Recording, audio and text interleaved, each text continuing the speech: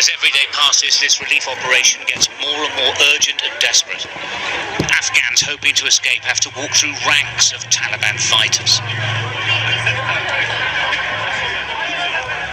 The British military are trying to move thousands of people out of Afghanistan in just days. It's a humanitarian mission in what feels like a war zone.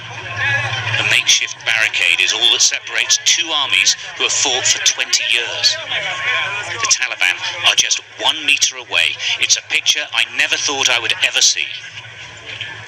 This is the first day that they've been able to bring order here. We've watched as thousands converged on this base, threatening to overwhelm the whole evacuation. The Taliban have assisted in this. Up the road, they're now controlling the crowds of people trying to reach the British position.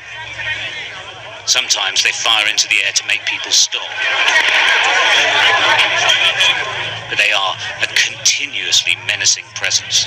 Well, this is a humanitarian effort, but it's being done by the military because we're effectively in a war zone. And what's incredible, just one step away, there's the Taliban right next to the British forces who are trying to assess the people who are trying to get onto these relief flights.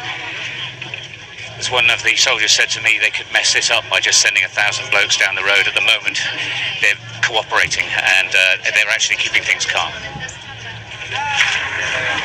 It looks like chaos, but there is a method. The soldiers call out for interpreters as different nationalities arrive. Their paperwork is then checked. If they pass muster, they're directed to the entry gate to be processed inside. But many do not. The soldiers hate this, but without the proper paperwork, they have to turn people away.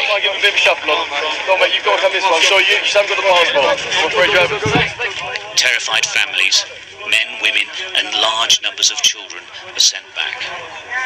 Back into Afghanistan. Back towards the Taliban. And it's heartbreaking. Fatima is terrified. Her husband joined the Taliban and took to beating her. She and her 4-year-old daughter have nothing but a UN letter identifying them as victims. Afghanistan is Taliban, Taliban is terrorists. My husband is terrorist Talib. America, Canada, France, her kishwar, me and just my... So you and your daughter, you'll go anywhere? Any country? Any country. Yeah, she needs to explain all this. Me and my daughter. We mentioned her story to the officer in charge outside. The soldiers have a reasonable degree of latitude in their decision-making, and Major Steve White decided to enter her into the system with no guarantees. It was quite simply an act of human kindness in all this mayhem. Fatima did make it inside. Major White may have saved their lives. He's certainly given them a chance of a better one. But there are many sad stories as well. I'm too sure that they will kill us. This doctor from Herat, who is with her sister and her mother, have absolutely no rights to get through the gates. They've fled the Taliban and are now stuck. They have hope, but it seems hopeless. We don't have any brother, we don't have father. You know that living in here is very difficult for us. We were living in Herat and we escaped from Herat and came to Kabul city to save our life, because also my uncles worked with the Taliban and they wanted to oblige us to forced marriage.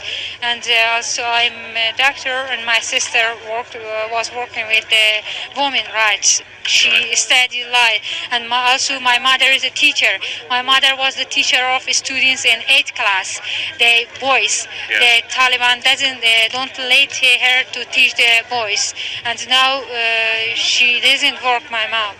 So now you're running away, really? Yes, we escape from our place.